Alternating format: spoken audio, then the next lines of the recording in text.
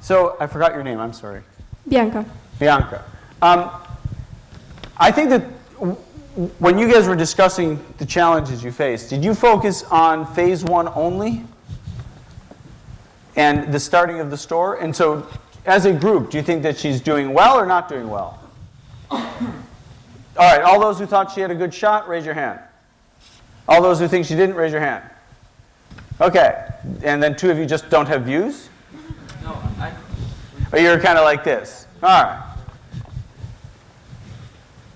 What do you think the number one challenge you face is? Getting the... Okay. I don't know where to get the clothes from. I'm agree. not sure. I have to look around a bit. So, let me give you a piece of advice. Okay? You can't focus on phase two for the moment. You have to obliterate phase two from your mind. You can keep, you know it's there, it's your secret, it's important. I comprehensively agree that you've got a second business you want to get to, and you want to use the first to get to the second.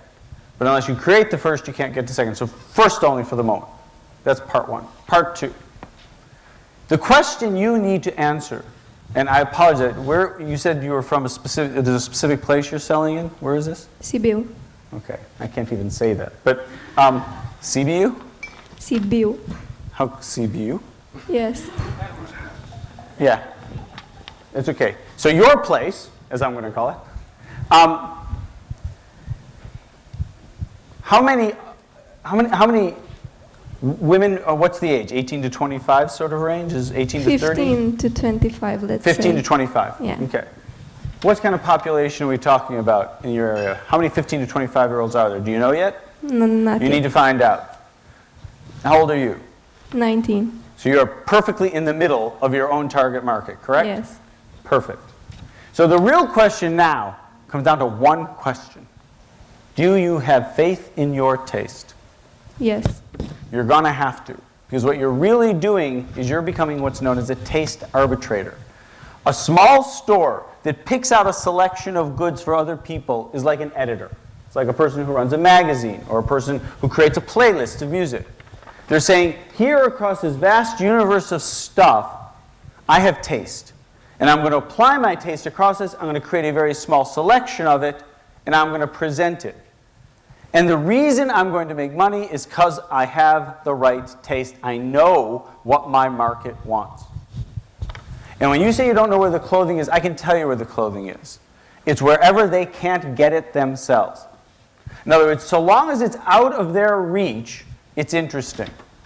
If you can bring what's not reachable to people, then you have an opportunity. So that clothing, I can tell you where it is. It's in LA, it's in London, it's in Turkey, it's anywhere they're not. Here's the good news. There's cheap flights in this world. And there's cheap places to stay in this world. You have no choice.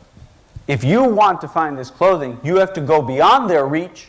You have to find, and here's the other good news for you. There are a million small brands out there of really cool shit going on. It's on Melrose Street in Los Angeles. It's in Deep Ellum in Dallas. It's on Rio Calde in Argentina. It's down in the east side of London.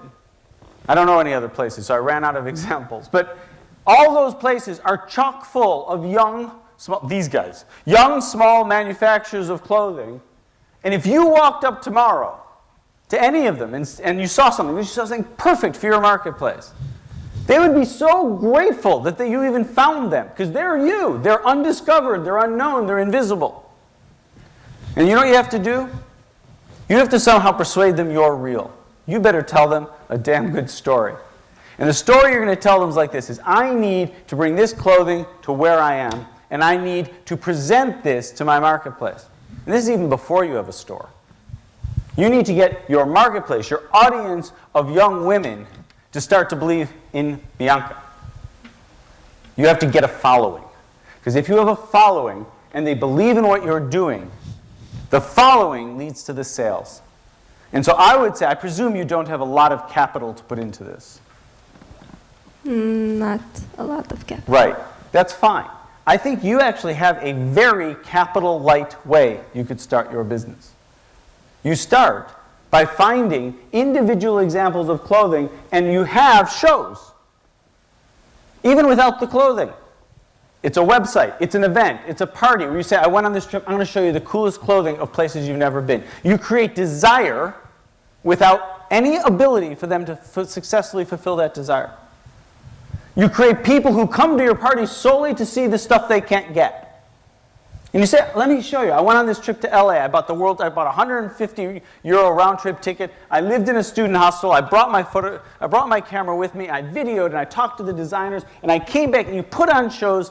You now become an impresario. You become a party maker. You are style. You create following. And then you go back to LA or wherever. And you say, right, I just had a party and this dress was a knockout. Would you be willing to let me buy just 10? I mean, I don't know how little capital you have. You buy just enough, then you fly back, and you have another party, and 50 girls want the dress. 10 get them. And back and forth, and back and forth. You start with the customer. You build the following. You build faith in what you do. You'll also learn exactly what sells. You have an interesting opportunity. It doesn't require capital.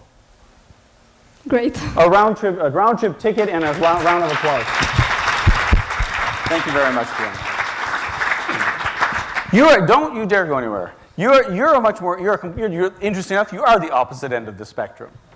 You have a manufacturing design challenge of increasing an inventory position. I'm sorry, increasing a lead time before you. I mean, you said you're fashion forward, which is, it's an expression in the fashion industry for people who have a high velocity. You see it, you knock it off, you deliver it, you're gone, right? And you have to slow down because the lead time in the show is X longer. So what's the challenge? The design, the capital behind it, or are you just worried? The design, I think, is not a problem. Maybe, for sure, is the capital. Because I don't know, for the moment, if I will take some orders, if I have to put the money first to pay the raw materials and the manufacturer, and everything, and after that I will take the money. So the capital is the... And do you have the capital to risk? Could you take that risk without killing your business? It depends on the amount of the orders. No, that would mean you're putting your business at risk. In other words, here's your choice. Your choice is you have enough capital to put it at risk, and you could go out there and it could fail and you'd still have a company, or you put the capital at risk, and if you come back without orders, your entire business goes, oh shit, and it fails. Which the second. It's in the second. Okay. Well, at least we know the level of risk involved. So then the question arises is this the risk you should be taking? In other words, if you've increased 10%, 11% this past year and 10% the year before, clearly you're recovering out of a problem. Do you expect to increase another 10% this year? Why are you taking this radical step now? Is it because you don't see the growth? It's because what? I think for the moment, our costs are increasing, and the Romanian market doesn't support a bigger price. Why are your costs increasing? What's driving it? Because a large part of the cost is the washing of the jeans. And right now there are only 2 washing production facilities, and they erase the cost because all the others are gone. And the price now it's around 60% of the whole cost is the washing. No kidding. Yeah. That's a lot to wash your jeans. Yeah. You're getting squeezed by the vendors, aren't you? You're coming back up on stage this afternoon. I'm afraid we're going to have to take that one off short because you have a much bigger set of questions, but they're very interesting. So a round of applause for Costin. Let's bring him back up in the